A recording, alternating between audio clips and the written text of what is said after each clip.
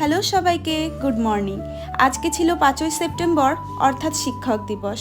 জীবনের প্রত্যেকটা মুহূর্তেই ছোট বড় সবার কাছ থেকে অনেক কিছু শিখেছি। আজ কিছু আমি জীবনের শিক্ষা অর্জনের কথা বলি। পৃথিবীতে তুমি যার জন্য যত এফোর্ট দিয়ে কিছু করো না কেন, সেটার মূল্য তুমি কখনো পাবে না।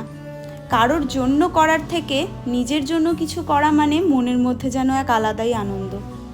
অতএব প্রথমে নিজেকে ভালোবাসা উচিত, তারপর বাকি কাউকে।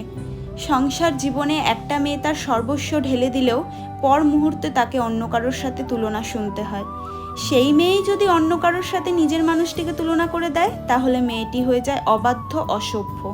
সংসারে আসলে নাকি কোনো স্বাধীনতা নেই। অনেকে বলে বর যতটুকু স্বাধীনতা দেবে ততটাই।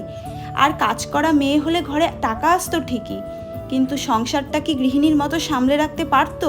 সব কাজেই সম্মান থাকা উচিত, এটাই তো অনেকে বোঝে না।